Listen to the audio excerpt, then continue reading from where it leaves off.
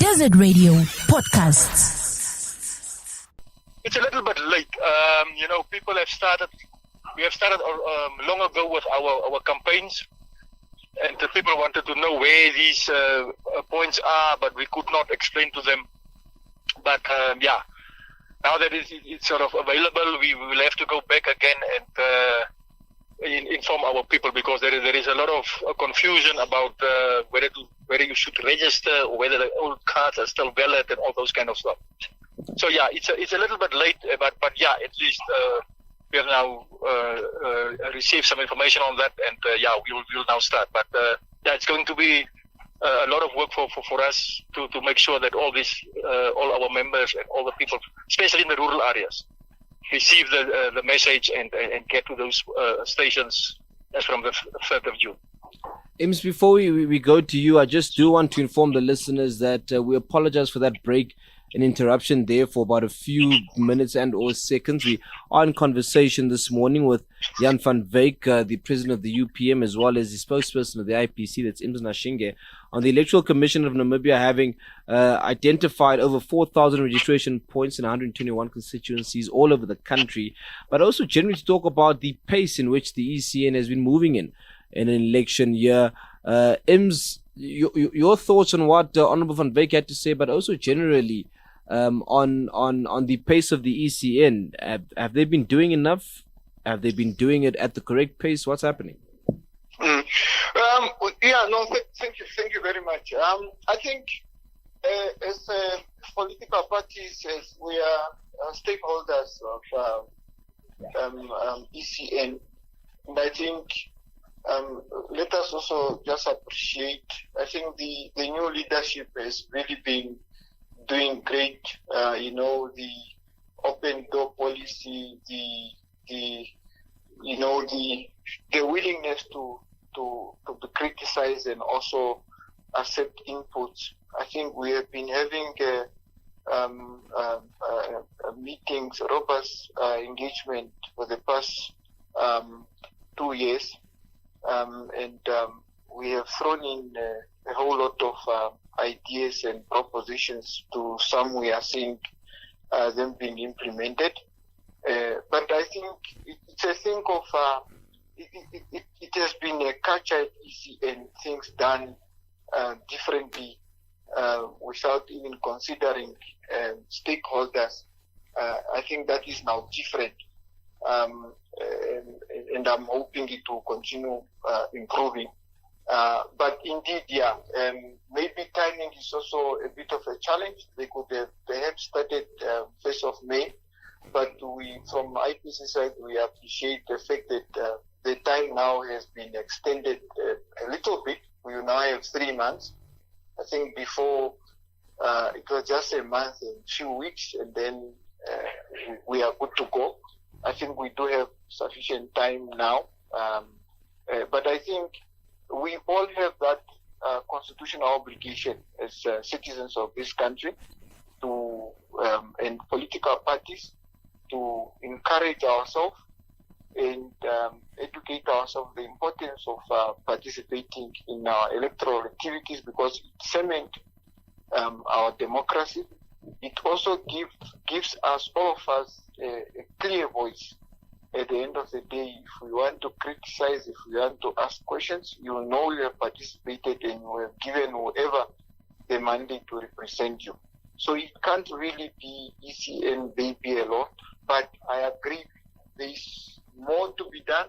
I think from the ECN side is to say, look, if this and that is, we have been using these strategies for the past how many years, they should be able to know what has been working and what has not been working for them, and then strategize tactics that perhaps can be tested to see if they will produce different results. Because with the civic education, just to go out, print posters and these banners on the fences of Cathedral Hospital and other places, I don't think it's good enough. Looking also at the fact that you are now dealing with a newer, youngest generation that they see things differently. They are more amazed by perhaps stronger advertising campaigns. Perhaps maybe they need to go to talk to them one-on-one. I think those are some of the issues that I think will be a problem to us as a country. Remember, we have a serious voter apathy. Namibians don't really get involved and participate in things that they are not going to benefit directly. That's a problem. Perhaps ECN can also look into, or all of us, maybe we should look into introducing new laws to say if you want a job tomorrow, you must prove that you participate in electoral activities, because if you don't participate, who is going to? Perhaps those are some of difficult decisions that we perhaps should look into, so that we compel everyone to get involved and own this process. Indeed, and we'll break all of that down shortly. Honorable Van Wyk, just to bring you into the discussion here. Yes. With the consultations being done with the ECN over the past, let's say, year, has that been enough in order for you to inform your constituents, accordingly on issues regarding the elections? Yes, there were quite a lot of engagements. I think that the problem that we experienced during these engagements was that, you go there to discuss a certain topic, and then we as stakeholders decided to discuss things that is not part of the agenda. And a lot of time was actually lost because of us going in circles. But yeah, I think if we compare to the past elections, 2019 and even before, this time around engagement is a bit better. There are invitations. I think we also received an invitation on Friday. So I think this time around there are some efforts from the ECN to engage stakeholders much better. But we are also playing tactics that waste a lot of time. What are these tactics that you're referring to? In the last meeting, there were certain discussions around specific issues, and some of the political parties actually came with stuff that was not part of the agenda, and a lot of time was spent on issues that, those of us that are in the system for some time now, we know how these things works. Now you still come and you come and play petty things, knowing that in the past it was like this, there were discussions and this was the outcome. Now you come back again trying to take over the floor and try to prescribe. Who are these parties, Honorable Van Wyk? We need more context on what you're talking about. I understand there's some resident associations, and I think that the problem here is that they're not part of national elections. They are not interested to be part in national elections. So when you come to national elections and they are part of these discussions, the questions that they're having is totally different. I don't want to them now. Otherwise, they might in the future say, "But you are doing this and this." But I think really we as stakeholders should be more when it comes to this discussion, more relevant to the topics instead of going around in circles and wasting a lot of time. 8:33 is the time on the clock. We're speaking to Jan Van Wyk from the UPM. We're speaking to Imms Nashinge from the IPC. We are talking about the state and the pace of the ECN and how it's moving in an election year. We'll go back to the ECN shortly, Imms, but on the role and responsibilities of parties, which both you and Honorable Van Wyk have been speaking about, how active are political parties on civic education when it comes to the elections? Yeah, no, quite important. I think from our side, we can proudly say we have done quite a lot and good for everyone, not only to the towards the sympathizers and supporters and members of IPC, but every citizen. As you may remember, our president started with the civic education towards 2019 election as an independent candidate, where he took it up on himself to go around the country and educate citizens of this country, especially the importance of constitutionalism and the roles they should play as citizens of this country, the importance of rule of law, and from thereof, people really started understanding and falling in love with this practice. And if you go around now, even members of other political parties made it their business to quote laws and whatnot, which was really not a practice really that much in the past, especially from outsiders of law-making platforms such as Parliament and National Council. And for us also, we started with preparing for the national elections, general elections and presidential on the 21st of March 2022. That is how serious we are committed, and we have been going to villages, we have been going onto the streets of our urban settings, raising the importance of participation in our electoral activities as citizens of this country. Because as a political party, our main business is to participate in electoral activities in the land. Now, if you don't prepare your people, you don't make your people understand, it is going to be a challenge. So it is quite important, and that is what we are busy doing right now through our mobilizers across the country, 121 constituencies and 14 regions. And I think we are going to continue to do so just to meet ECN halfway, because they really can't really do it themselves.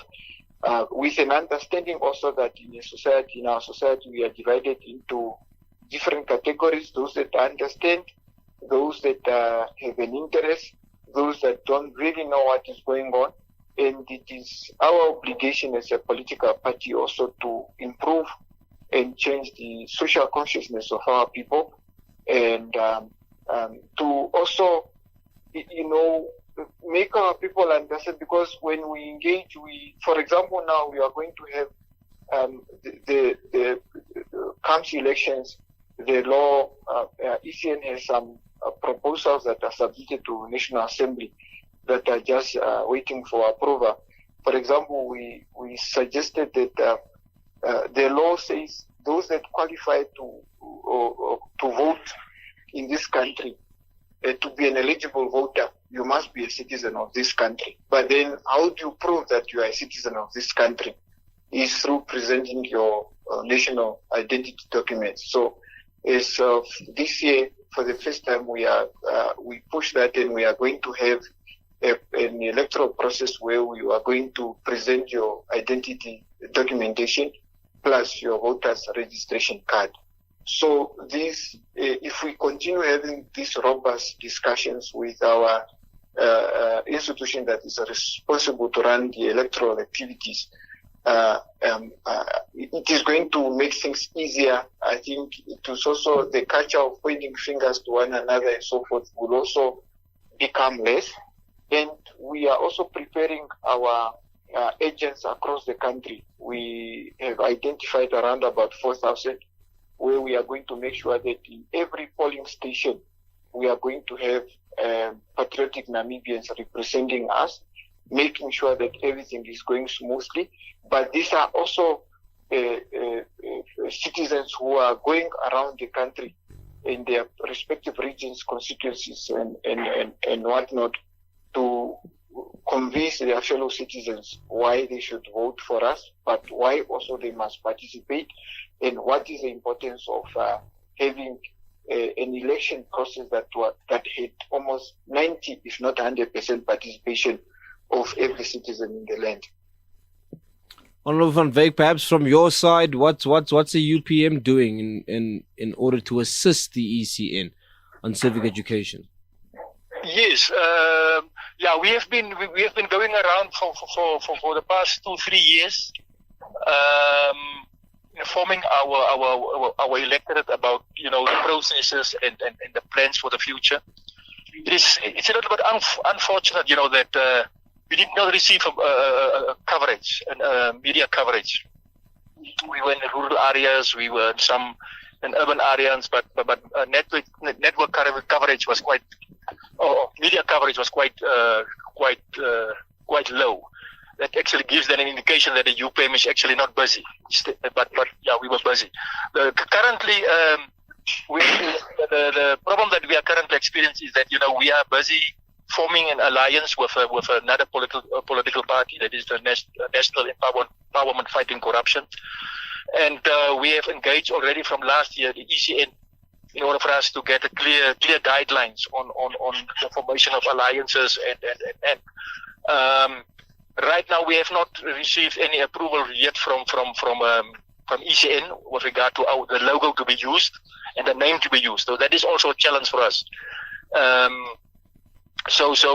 we are on the ground. We are really reaching out to people, make people understand that it's important to go and register for now. First, register. We can still decide later on which party to vote for, which presidential candidate to vote for. But the most important thing now is to make people understand that we need to go and register. The old cards are no more valid. And then also the importance of going to the polls on polling day. We are going to request that the 27th. Usually it's a public holiday, but we have learned from the past that even if it's a public holiday on the day of voting, the day before and the day after should also be attended to, because people are enjoying the day before elections and the day of elections. They are still in the mood of partying, and they're not going to the polls. So those are the things that we are going to bring to the attention of government to see whether we should have at least 2 days or 3 days as days where you don't sell alcohol and so on, because alcohol is playing a very, very huge role when it comes to election day. So we are also trying to make our people aware that the problem that alcohol is posing on day of elections. We have seen it in the past, and it's going to happen again. And the people that are on the partying spree on day of elections are the young people, and those are the people that are supposed to go to the polls and vote to make sure that their future is properly taken care of. Yeah. So from the side of the UPM, we and our alliance partners, we are trying our best, although not having the resources. But we are trying our best, and we can see some interest from the electorate. 8:42 is the time on the clock. We are in conversation this morning with Jan van Wyk and Imms Nashinge. In actual fact, we're winding down our conversation with the two, and this is speaking on the ECN, while giving us a development last week on identifying over 4,000 registration points in 121 constituencies, 14 regions all across the country, but also to chat on the developments and the pace in which the ECN has been acting on this particular year heading to elections. Imms, from your side, 3rd June to 1st August, those are the dates in which Namibians should register themselves. Is that enough time? I'm not too sure. I mean, we have this culture of loving last minute activity, so I'm afraid, but it will also really depend on our efforts as political parties as to what type of strategy some colleagues are going to put in place. We have ours.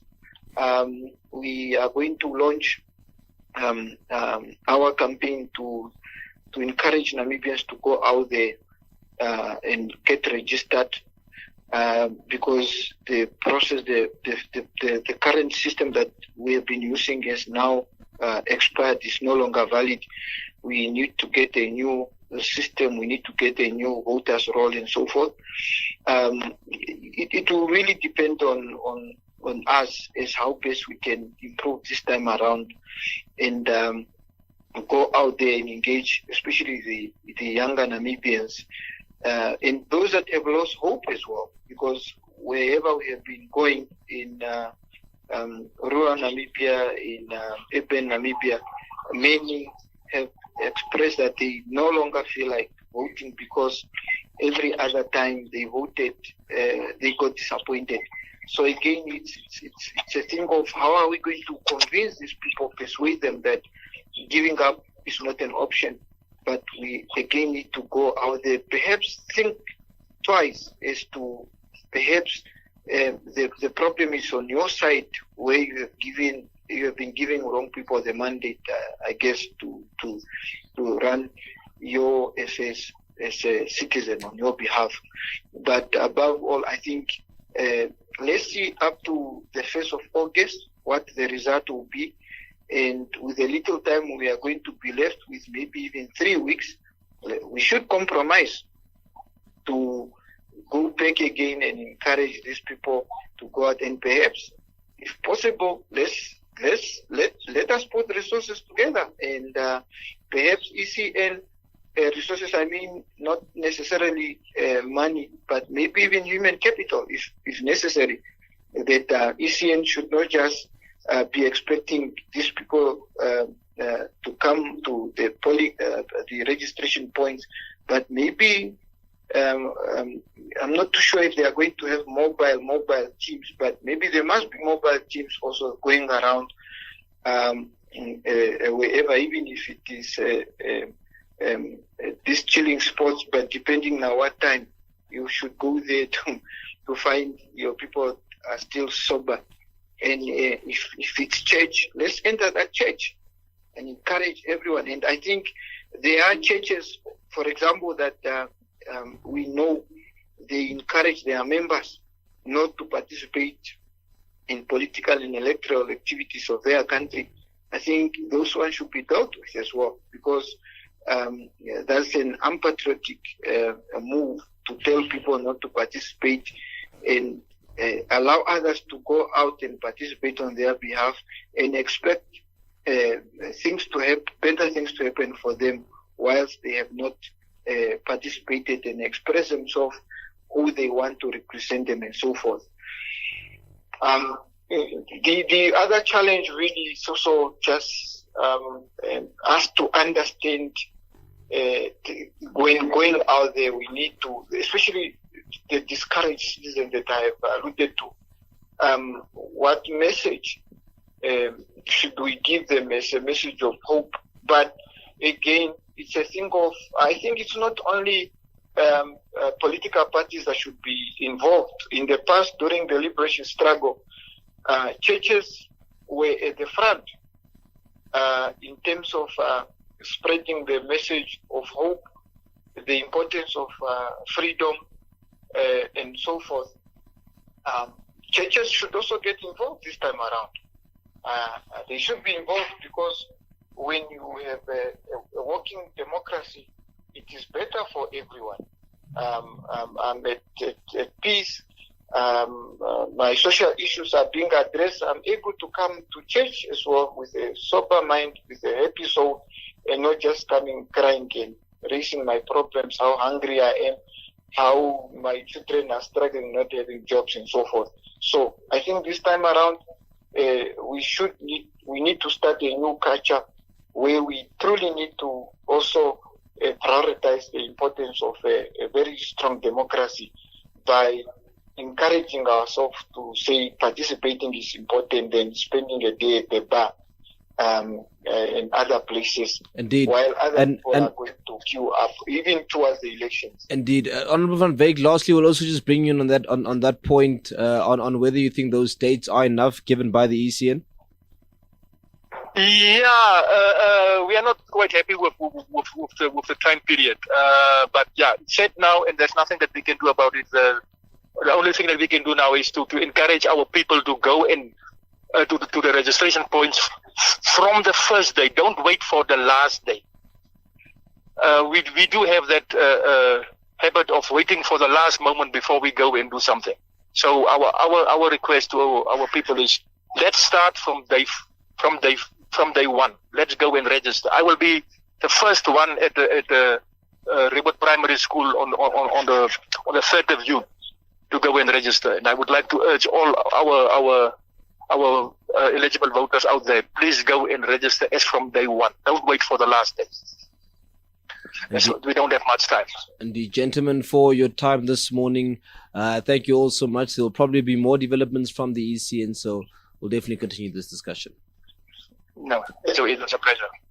Thank you very kindly. Have a nice one. Cheers. Okay.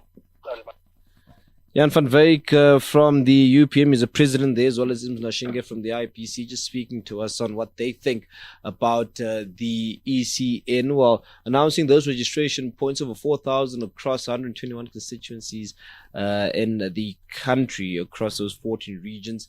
And this is as the registration period is expected to be from the 3rd to the 3rd of June rather, to the 1st of August 2024. We will, of course, see how all of that does pan out. The time on the clock is now 10 minutes towards the hour of 8 o'clock. I am winding down the show this morning, and we, of course, just going to look at what is in our newspaper before we do let you go. In case you did miss our newspaper review this morning, air crash probe to take focus on take-off time, pilot licenses, broken promises, Zim banker fails to repay 140 million Namibian dollars, NWR are liars and irresponsible.